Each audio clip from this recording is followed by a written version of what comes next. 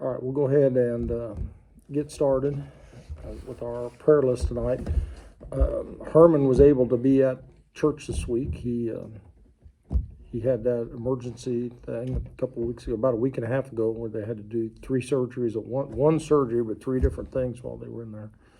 And then he had some trouble with infection and that was back in the hospital one night this past week, and he's out. He was at church day, which is a real praise. The infection, most of it's gone, but now his daughter is having some health issues. So remember his daughter, Gail Podursky, is going for some tests and things, and so remember her. She wasn't able to be at church day because you got to be tested negative before you go in. So once she got tested, she can't have any contact with anybody.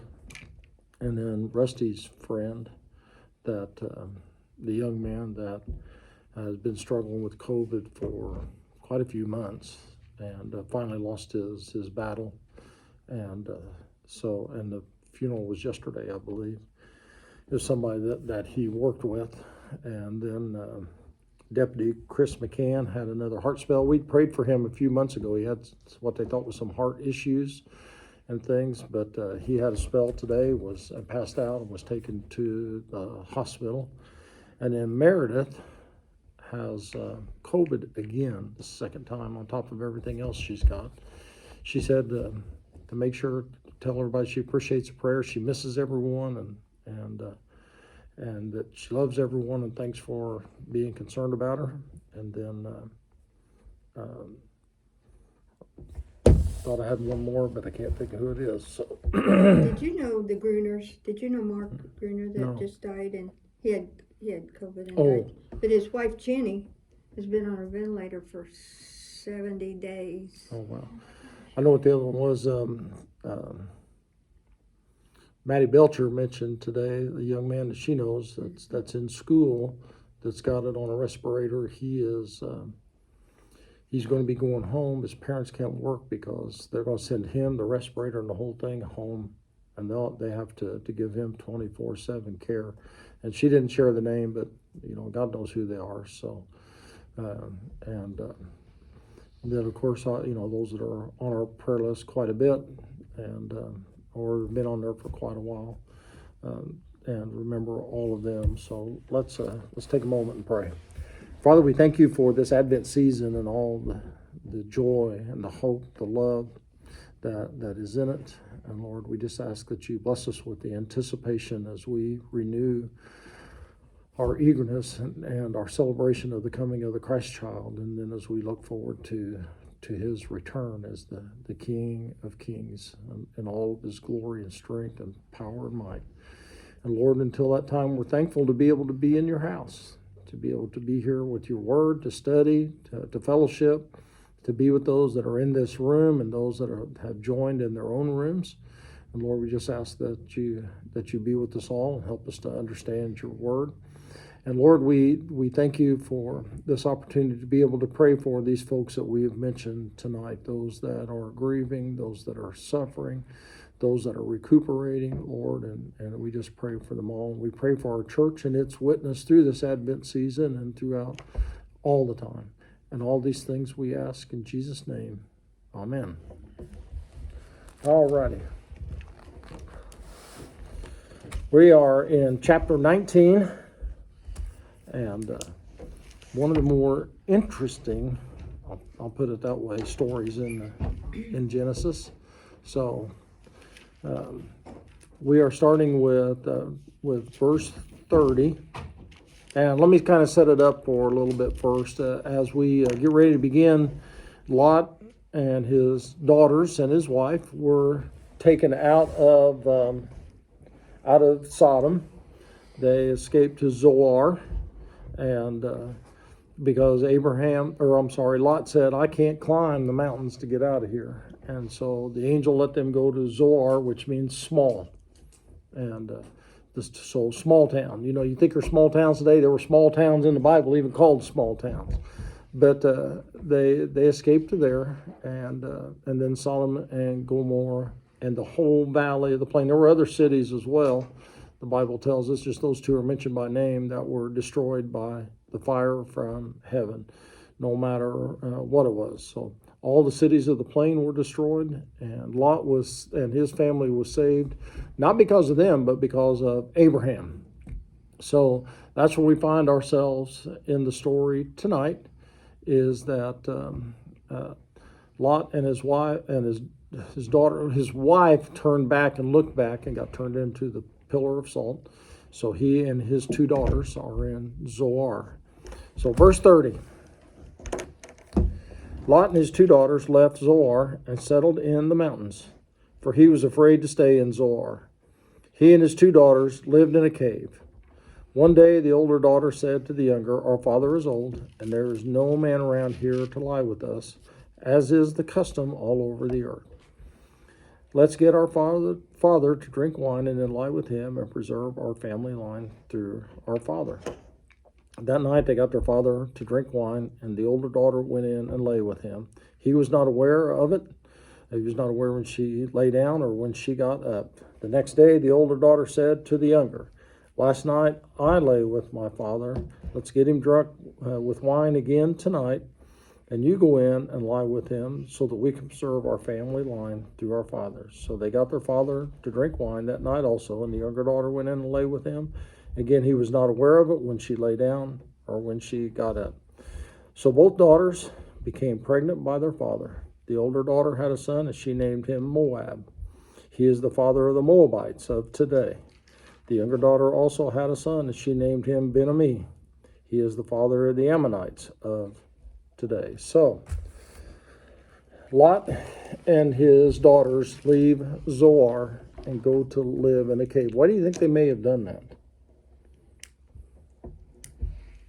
Because the angel said he's going to figure everything out. Well, that and so here's this family, and they just escaped out of the plane, and everything that was down there was destroyed except them. So there's probably a couple of possibilities. Nobody knows really for certain, but the supposition is that it was either that they considered them a bad omen.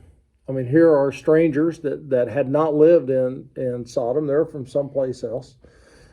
Actually, Lot's from a long ways away. He would have gotten his wife and his daughters that were married, that stayed in the town, and the ones that are with him after he was in that area of the Middle East. But of course, we know Lot left Ur of the Chaldeans, which was in Iraq today, when he was probably a late teen, early adult. And so now, because these strangers, he moves into Sodom. Sodom gets destroyed, and only he gets out. So does that mean if he comes and lives with us, what's gonna happen to us? Is he a bad omen? Or is it, you got to remember, everybody back then believed, they were very superstitious. So what happens if that's following this guy and he stays here for a year or 2 or 3 or however long he was in Sodom? Are we going to get destroyed next? What did it happen because he was upset about something? Was he some sort of magician? Did he have some sort of connection with the gods? That's another thought. And so he gets mad, calls upon his God destroys him. What if he gets mad at us? So there's a lot of different things like that. But for whatever reason, Lot did not feel welcome there. And so he and his 2 daughters left Zoar and went where? To the mountains. To the mountains, where what? Yeah, well, where they'd be safe, but that's where they were supposed to go in the first place. Mm-hmm. So if they'd have done what they... Now, does that sound typical or not? If you'd have done what I told you in the first place, you wouldn't be stuck in the fix you're in now. I mean, how many of us have heard that? How many of us have said that? And this book seems to be full of that statement. If you just done what I told you, you wouldn't be in the fix that you're in. So off to the mountains, because he was afraid to stay in Zoar. That's what kind of gives us an idea that there was something up. Otherwise, why would he be concerned about staying there?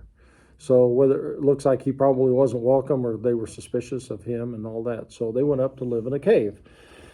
It's a fast place to live. You know, if you need shelter and there's a cave there, that's about as good a place to go. And especially in an arid part of the country where it's going to be fairly cool and it's out of the rain, it's out of the weather, you're protected from just about everything else. So they're living in a cave. So does that make Lot the first caveman in the Bible? The first one that's mentioned lives in a cave, but I couldn't help it. So. But anyway, so now we have these two daughters, and they seem to do a strange thing as far as we look at it. More than strange. Yeah, more than strange, Mary Jane said.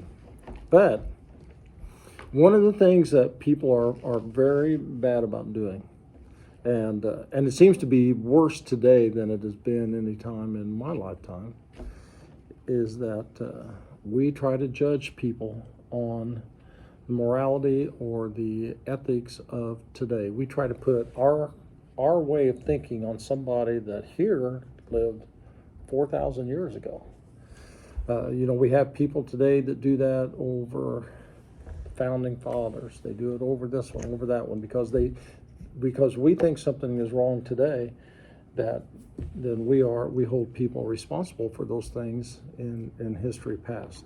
And we kind of do it with Lot's two daughters. And not to say that they are innocent girls or anything like that. They are virgin daughters. We've been told that when the whole story started before.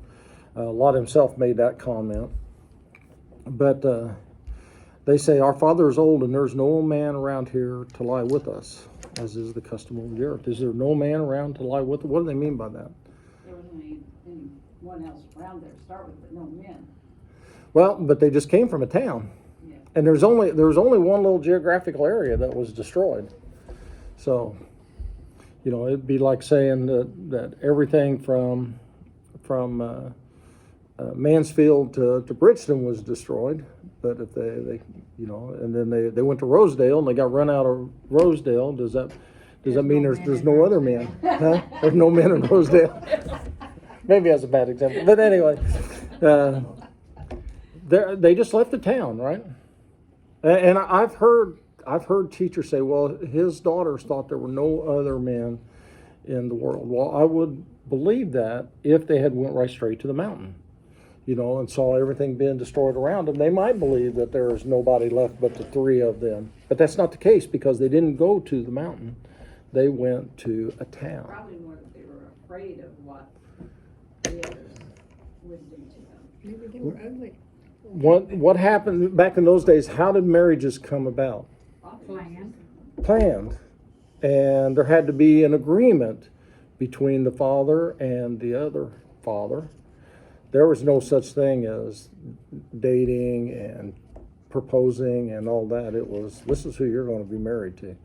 And so that was the way that it was. So what do you think the chances are if the people of Zoar and whatever other town is around are willing to allow these girls to be their sons' wives, with everything that they just, no, they're not going to, when they say our father's old, we know that, and there's no man around here to lie with us. They're not saying that there are no men. They're saying we don't have any possibility of getting married. And so what's the issue with their father being old and not having a husband? There's no heir to carry the name. Well, it's not so much heirs. It's kind of a reverse of that. From one thing, you know, Lot was at one time was fairly wealthy. You know, he had flocks that rivaled Abraham's, and that's why they had to part. But it looks like, you know, all he got out out of Sodom was, like the old thing goes, nothing but the clothes on his back, literally, him and his daughters, and all of that. So now he has nothing. So he's old, right? And he dies soon, sometime. I mean, whether it's a couple of years or 20 years or 40 years. What happens to the daughters if he has no possessions? Cast out. Mm-hmm. They're going to be dead right shortly after that. There's nobody to take care of them. They're outcasts. Do you think anybody in the town is going to to say, come and live in my house, I'll feed you and take care of you and all those things. No, that was the duty of the family. There is no family. Right now, it's just him and those two. And it was probably worse in Lot's day, but I know, I've read a few times that even in Jesus' day, so if we bump forward about 2,000 years, the average lifespan of a widow with no children in Jesus' day was 2 years. And they usually either died of starvation or exposure. And so here's what these girls are. So, and it's the same thing, it's the same way in third world countries today. You have places that try to go to third world countries because one of the things that they do is they have a lot of children, just generally speaking. And the reason they do that is they don't have Social Security. Guess what your Social Security is? Your child. You have to have a child to provide for you in your old age. They didn't have nursing homes. They didn't have senior centers. They didn't have assisted living. Your children are the ones that clothed you, fed you, sheltered you, and all that when you couldn't do it yourself. And they had to be male children to do that, to being able to inherit things. So they're saying, there's nobody's going to give us a husband. The only chance we have of surviving is to have sons. Now, go ahead, John. But a woman left alone with a child, I would think, is even a more dire situation. It is. So they would be until the son they're hoping that the boys get old enough to take care of them before Lot is gone. So it's a gamble, but the longer you wait, the longer that span is until they're old enough to take care of them. So, but one of the things you look at this story and think, they had to be desperate because how many sons did Lot have? 0. We think he had 4 daughters, because it talked about married daughters going to see his sons-in-law, and then the 2 virgin daughters, and we have that whole number of 10 and all that. So, but it's obvious whether he had 2 or he had 10. How many sons did he have? None. All it talks about are daughters. So, it's one of those things that they're taking a risk, they're taking a chance, but the way that they see it, it is the only chance they have at long-term survival. As long as their dad is alive, there's somebody there to take care of them. When their dad dies, they need a son to provide for them. They also know that their dad isn't going to, Lot had his issues, but that's probably not one of them. And they're also not guaranteed having a son. That's what I mean. He had nothing but daughters. So they're taking a big chance that they may have another daughter, which doesn't help, literally would not help them at all. And so they come up with this plan. And there's a couple little ironies about it. One of them is it's kind of a turnabout of events, because in Sodom, when the angels Lot got them in his house and the crowd came, what did he offer to do? His daughters. Offered his daughters. And so there were some that say, he offered his daughters for sexual abuse. His daughters ended up sexually abusing him, as some see it. But whether you see it as abuse, but the sexual immorality, which at the same time, though, we talked about it back then, Lot offering his daughters was the ethics and moral thing to do at that time. Now, we find it almost unfathomable, not understandable. I'm not even going to try that word again. That was their lifestyle. That was what if somebody came under your protection, you gave them your children, your wife, yourself, before you allowed them to be harmed. And so, at least that was strangers. This is their dad. Yeah, that was strange. This is their dad, but now they're with their dad. They know there's no other man. We have 2 choices. We can try to have a son from our father, or when he dies, we're gonna either freeze to death or starve to death. And so, thank you. And so that's one of those that they see this as their only hope. and in the world, because they said there is nobody to come with us to settle out. And what are they saying about that, of having children, men and women, and having children? As is the custom all over the earth. It is the custom everywhere to have children, the children take care of you, to have a husband, to have the family unit. At this point in time, the family unit was what was practiced all over the face of the earth, as much as the earth as they knew.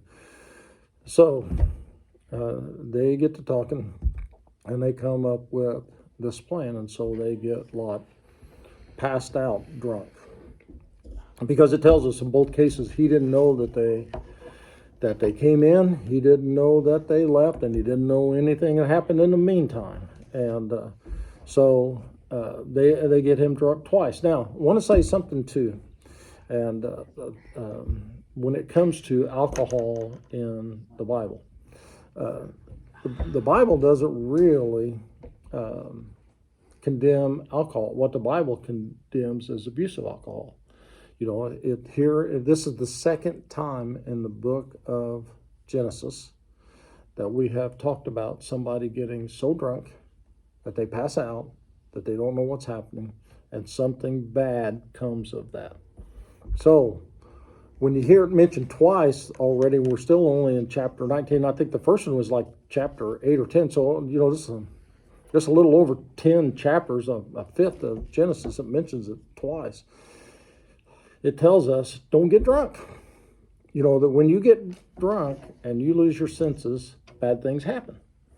That's the way that it is. And, you know, it's one of those things that, and Jews even today, it is a Jewish, I don't know if you call it custom, regulation, practice, that they use alcohol as part of worship. You know, it's, on the Sabbath, they are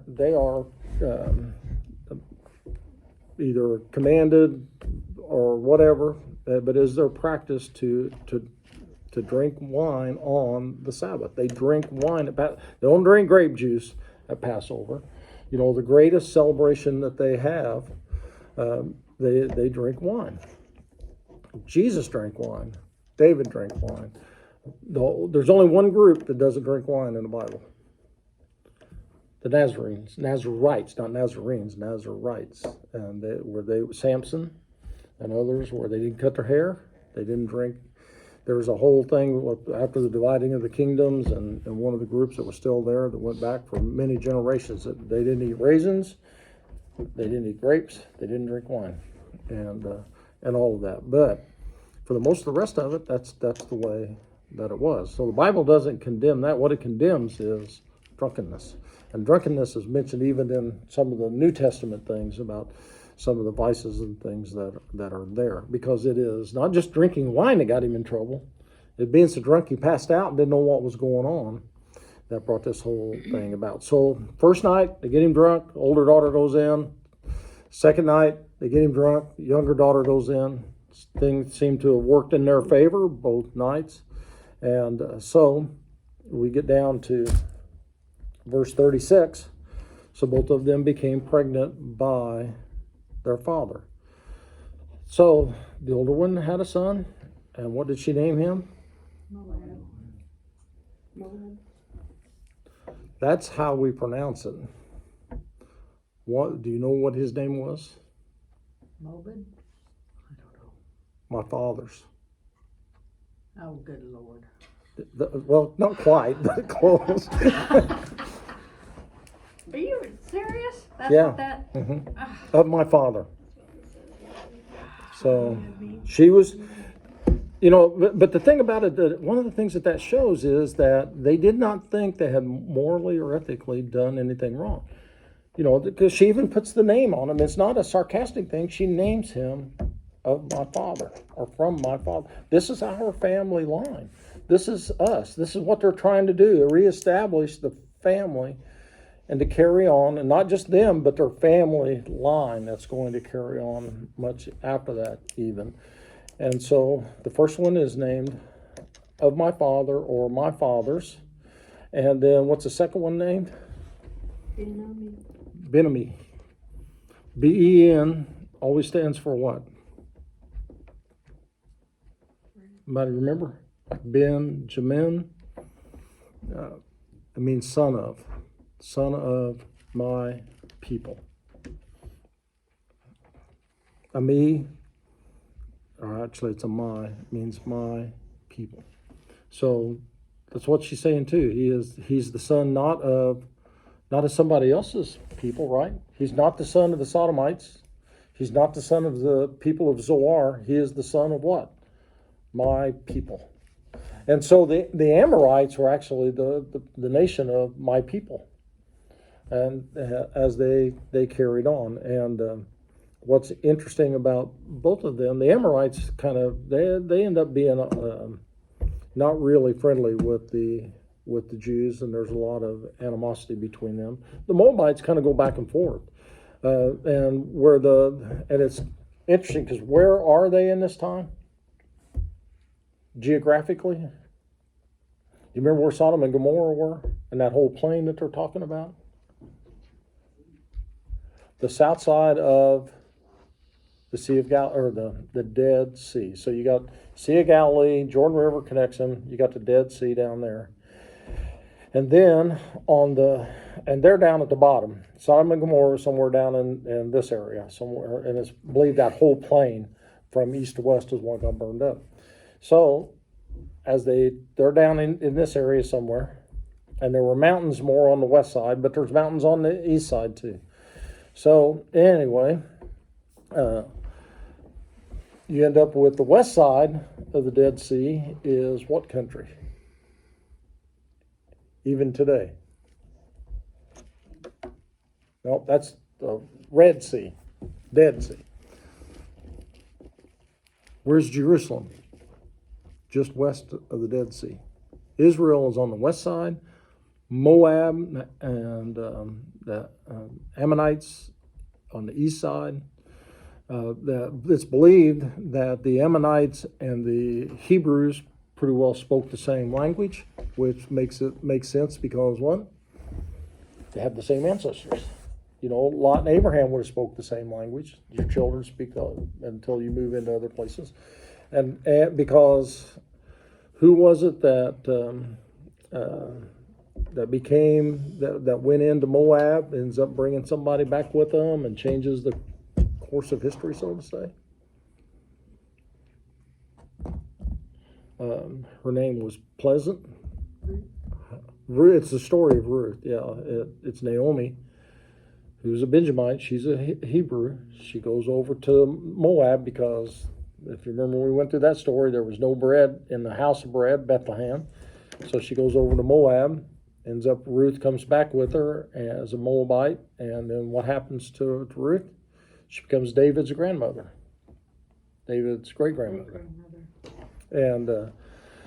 And she is in the line of David and Jesus and all of them because she was a Moabite. Now, one of the things about it, what does it say about the Moabites? The Moabites of what? Of today.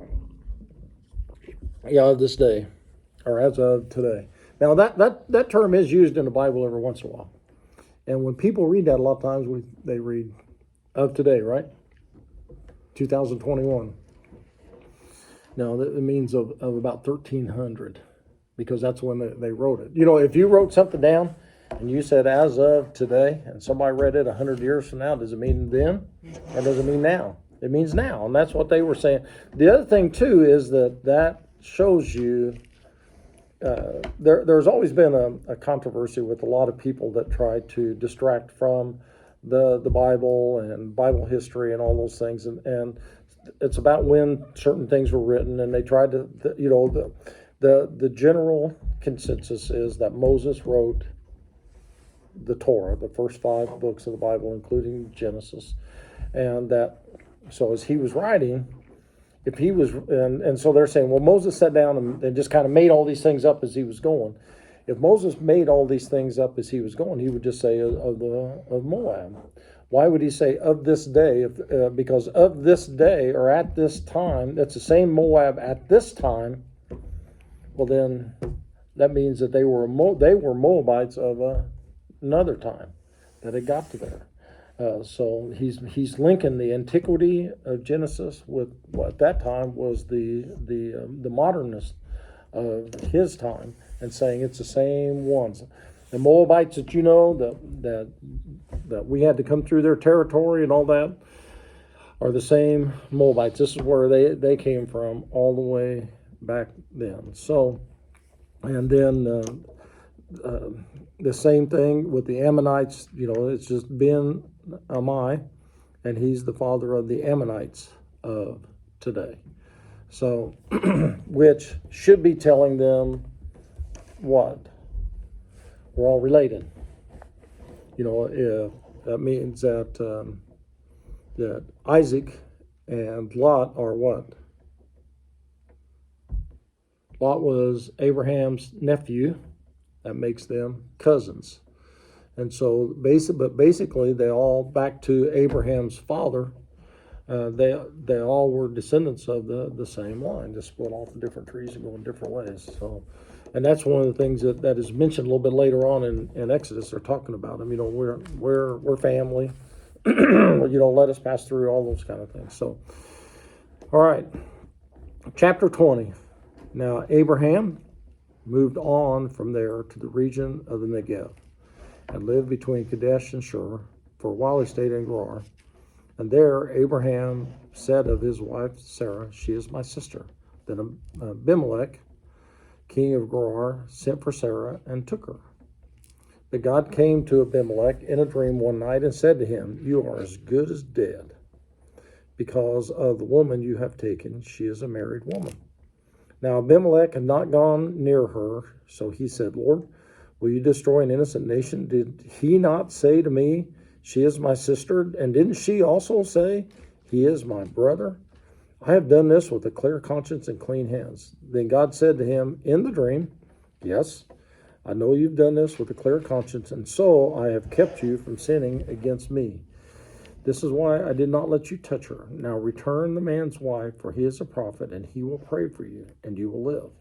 But if you do not return her, you may be sure that you and all yours will die." So, is this the first time Abraham's done this?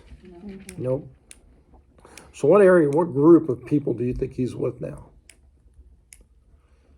He's either in or right near the Philistines, which are going to come to be a problem for Israel going in the future. Now, how old is Abraham? 99. Yeah, he's around 99, and which makes Sarah 89. She was 10 years younger, and so, but Abimelech, the king, sees her, and what does he do with her? Takes her. And thinking that she is married or unmarried? Unmarried. And so what is Abraham's fear? That they're going to hurt him. That they're going to harm him in order to get her, which he did where else? Egypt, all right. And so in Egypt they all got sick, and there were different things there, and God had to heal them, so until finally they figured out that something was going on, and they called Abraham in. Here, God speaks to Abimelech in a dream. Now there's a little bit of a hierarchy here at this point. Now, don't carry this on 2,000 years later with the angels and everything around the Christ story, because there are some reasons for all those. But this is about, in this story at this time, how did God appear to Abraham the last time around? As a person, and he walked with him with the two angels and talked with him. And Abraham, did the whole, what about if there's 50? What about if there's 45? And all those sort of things, and questioned God. And pushed back on God. But it was in person. As their relationship developed, it started off with different ways that God would speak to him. And the one time was in a deep sleep. It didn't say it was a dream. It was a vision with the smoking pot and the parts of the animals and all that. So here, Abimelech has a dream. After taking Sarah. Now, the other thing, too, I almost forgot to throw out there.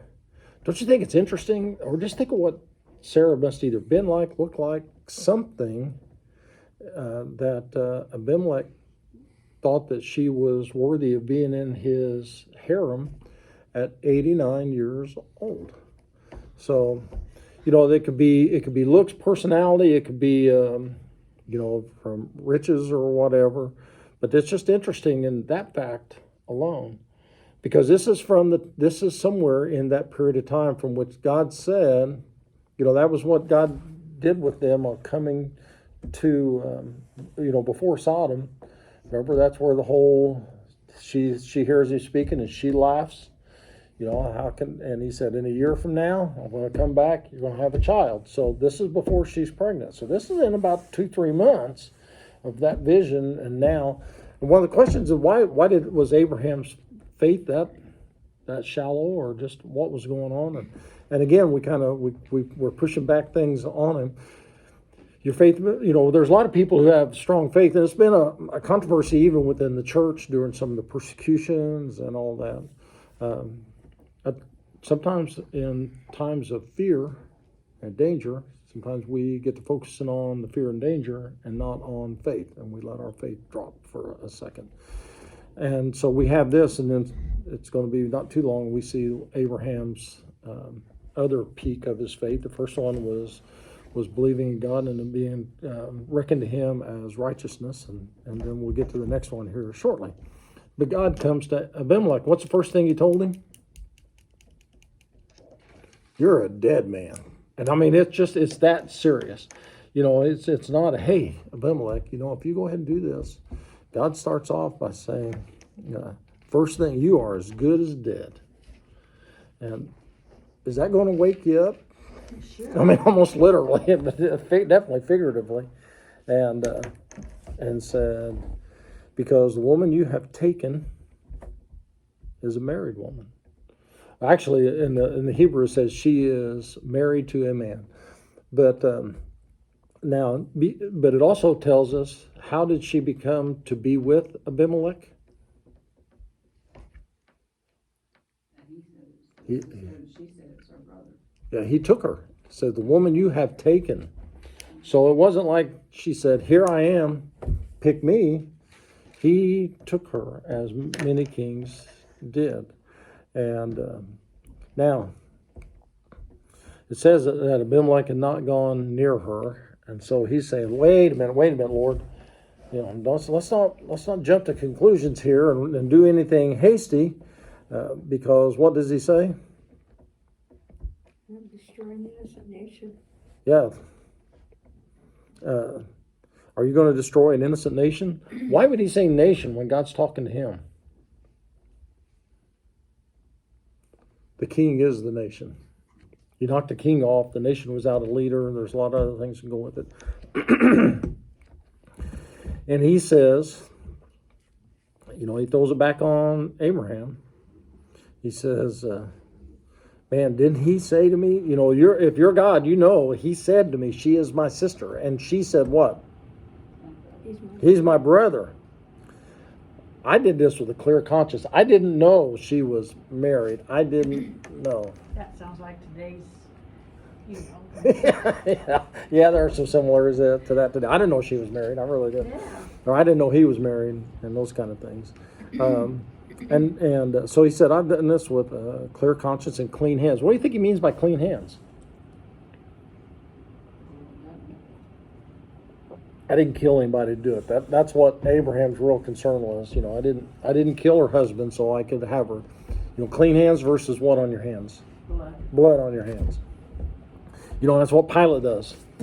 Wash my hands are clean and innocent, I don't want any blood on them. So then what does God say? He knew that he had a clean conscience. I'm watching out for you. I knew you did this so far with a clean conscience, but you're right at the edge of the cliff. Don't jump off. And so what does God say about him? I know you did this with a clean conscience, so what? why Kept I it. didn't let you touch him. Yeah, I kept you from sinning against me, and that's why I didn't let you touch her. And so with that, it appears that something occurred in the meantime that those two had not been able to what we would call consummate the marriage or whatever. That something had happened because God said, I prevented you from doing that. That's why I kept you from sinning against her, and that's why I did not let you touch her. So something, and God knows what it is. Abimelech knew what it was. We don't know what it is, but God is telling him, that was me. Whatever it was that kept the two of you from being in the sack together, that was me. I protected you. Now you're going to have to make a decision.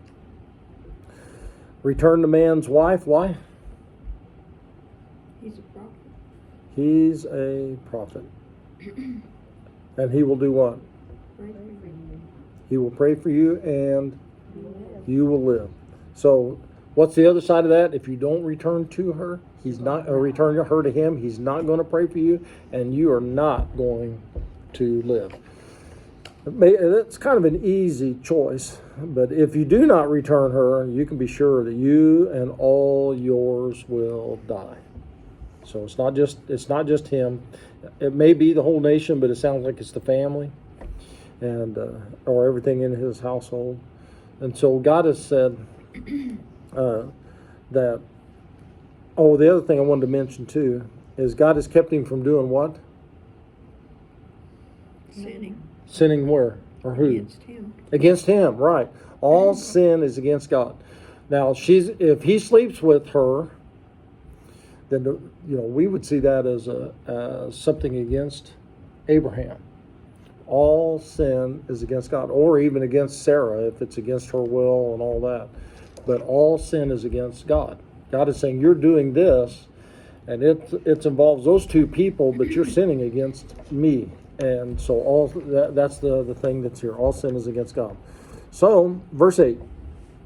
Early the next morning, Abimelech summoned all of his officials, and when he told them all that had happened, they were very much afraid. Then Abimelech called Abraham in and said, what have you done to us? How have I wronged you that you have brought such great guilt upon me and my kingdom?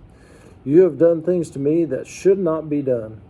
And Abimelech asked Abraham, what was your reasoning for doing this? Abraham replied, I said to myself, there's surely no fear of God in this place, and they will kill me because of my wife. Besides, she really is my sister, the daughter of my father, though not of my mother, and she became my wife. And when God had me wander from my father's household, I said to her, this is how you can show your love to me. Everywhere we go, say of me, he is my brother. So, does Abimelech waste any time? No. When God says you're a dead man, it tends to make us operate in a hurry. And so he does. He gets up. He why would he summon his officials? Protection. Well, kind of protection and so maybe to bounce things off of them, to tell them what's going on and saying, you got to help me because they're the ones that's going to be getting everything straightened out and all of that, or even to bring Abraham in and all those things. And he's sharing it with everybody and saying, if it's all of us, it could be all you two. Now, their concern is if you wipe out the king and all the king's household, then there's probably going to be a power struggle. Whoever wins is not going to want them. That's usually the way and we kind of do that still today, not by blood, but new president, what happens? All new cabinet officers, all new bureaucrats, all new, and everybody's kind of done it, but there was one president in particular that coined the phrase of why they do it. And his name was Andrew Jackson. Do you remember what old Hickory said? To the victor goes the spoils. So that's what they're concerned about. They could be the spoil. And so this whole thing is going to happen to their kingdom, and it could be that it's going to happen to everybody within the kingdom. And so, the other thing I forgot to mention was, what did God call Abraham? Back in verse 7.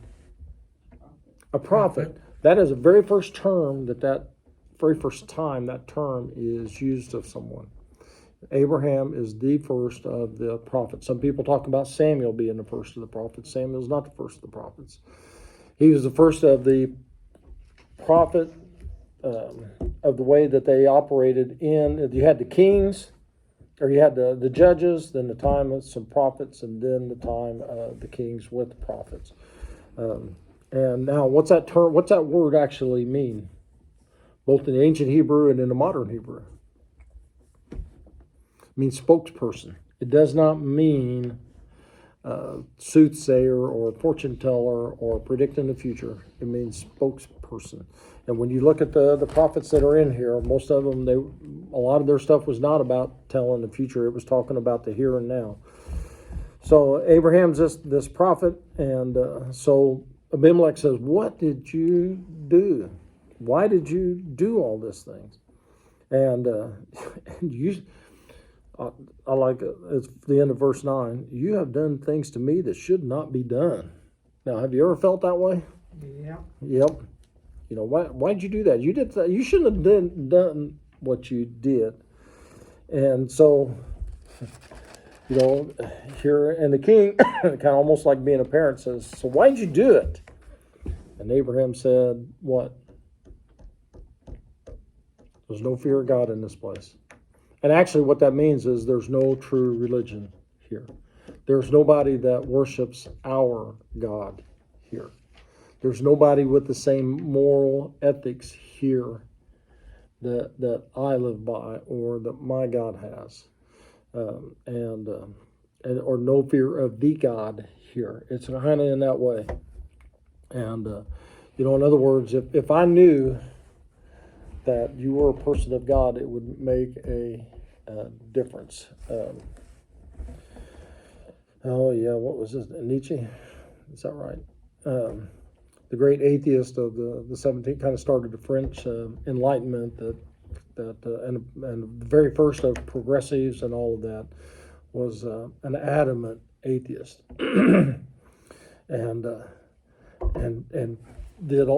started the whole thing about atheism and all that. But he also said, "I hope that my my banker, my accountant, my lawyer, and my wife all serve God, because then I know I'm going to be cheated less and cut hold, whatever that means, and all these things less, because they're more of a moral person and have a moral reckoning than someone that is not." And there used to be an old Jewish saying that back in the days of horses and carriages, if you're ever riding on a carriage with someone who passes an open door of a church and does not cross himself, you need to get off the carriage. In other words, that person is not a good person that you want to be around. And so that's basically what Abraham's saying is, these are not good people. I know you're not good people, and I don't know what's going to happen. And besides, she is my sister and all that. Now, what's he doing there? He's kind of trying to change the focus. You know, and he's saying, "You lied to me, you did wrong." Well, I didn't really lie. Yeah, I told the truth. I didn't tell the whole truth.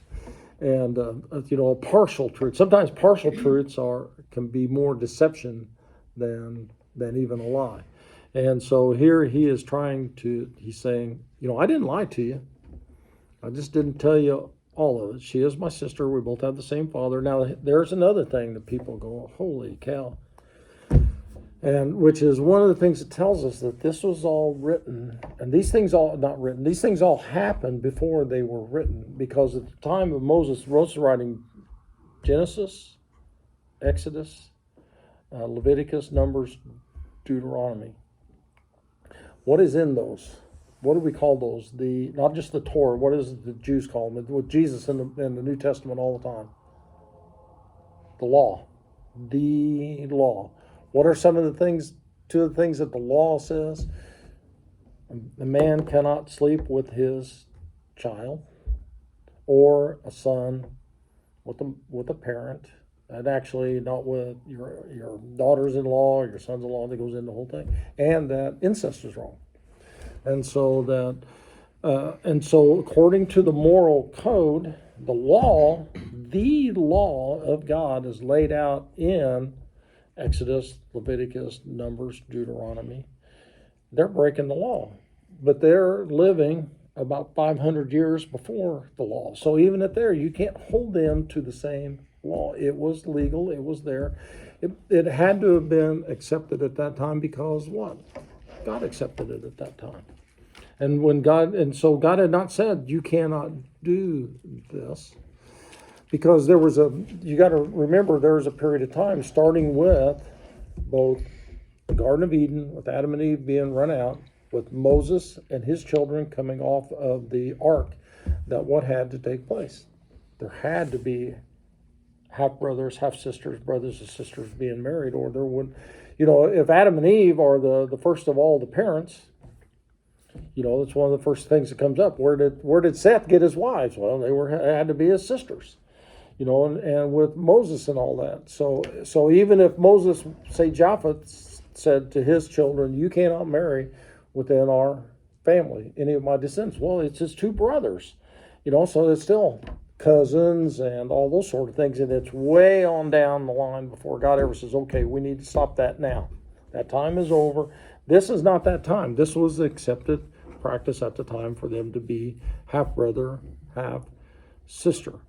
So, verse 14, Abimelech brought sheep and came and cattle and male and female slaves and gave them to Abraham. And then he returned Sarah, his wife, to him. And Abimelech said, my land is before you live wherever you like. To Sarah, he said, I'm giving your brother 1,000 shekels of silver. This is to cover the offense against you before all who are with you. You are completely vindicated. So, Abimelech gives Abraham even more stuff. Pharaoh did the same thing. So why is it that Abimelech's given him these things? God said, turn her loose, he will pray for you, and you will be healed. So that he is a prophet. He is a spokesperson of mine. So do you want to be on good terms with him? God said, come in and said, you are about to be a dead man because of what you have done on account of him, to me on account of him. And so, and he says, if he prays for you, you will be healed. And if he doesn't, if you don't give her back and do those things, so he's trying to say, things are cool. Here, take these things, and all that as well with it. And he returned Sarah and said, also what? Get out of town, but you can live anywhere in my kingdom you want. Pick where you want to go. You can be anywhere. So he's even saying, you just pick out where you want to live. I don't care where you live. You live wherever you want to live, and He didn't have to do that. No, he didn't have to do those parts. God just said, give her back. Yeah. And so he's going above and beyond. He's wanting to make sure. Yeah, he's wanting to make sure Abraham likes him. Because here's a man that just about brought his death by doing these things. So he wants to make sure everything's cool. But now to Sarah, what does he say? I'm giving your brother 1,000 shekels of silver. That's about 25 pounds, by the way. It's a lot. But do you get the sarcasm there? Your brother. Your brother, exactly. I'm giving your brother 25 pounds, because that's what it said. Was he giving it to her because he was her brother? No, it's because it was her husband. But he's being sarcastic with what the two of them have told him, and basically saying, that's what you want to call it. I'll call him your brother if that's what you want to call him instead of your husband. And and he says, this is it for you in front of everybody. I am vindicated. I didn't do anything wrong. And basically with her accepting it is saying, yes, you did not touch me. You did not do anything, because that's what he's given it to her for, to be vindicated. And so she accepts it, which means she vindicates what he did. And you are completely vindicated. I have not done anything to you, so you haven't done anything to me. We're We are clean, cool, and nothing happened. Take the money and run. So then verse 17, Abraham prayed to God, and God healed Abimelech and his wife and his slave girls so they could have children again. For the Lord had closed up every womb in Abimelech's household because of Abraham's wife Sarah. Now, the one thing that he heals them, I'll try to figure that out, because they're only there for a couple, 3 months.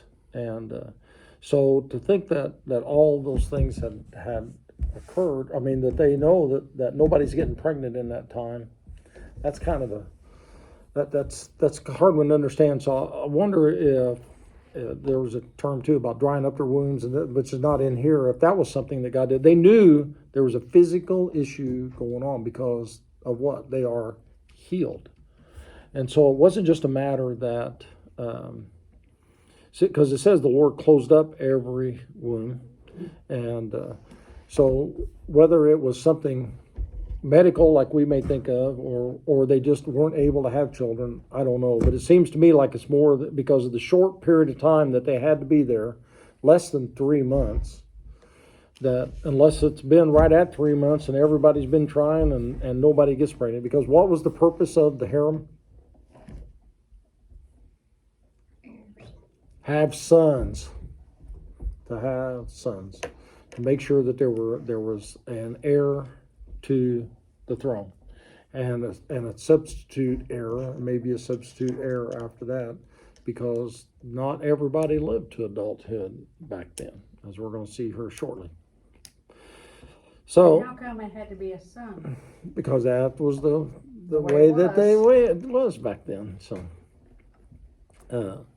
now we do read, and that's one of the things, kind of getting off the subject just a little bit, but we do have, because we've really not got enough time to get into the next section anyway. But and she asked, well, so why did it have to be a son? Because that's the way things worked back then, and we really don't read about queens and things until we get into like Jezebel's daughter or granddaughter, whatever it was, Athaliah, and different ones. But anyway, but the Bible does speak of women leaders, and especially in the book of Judges it comes up, and Miriam being somewhat of a leader in Exodus, and then Deborah, that even the general said, I'm not going to battle unless you go with us and you lead us all. So even he was abdicating to her and things, but we're talking about the way that societies were back then, and that's the way societies were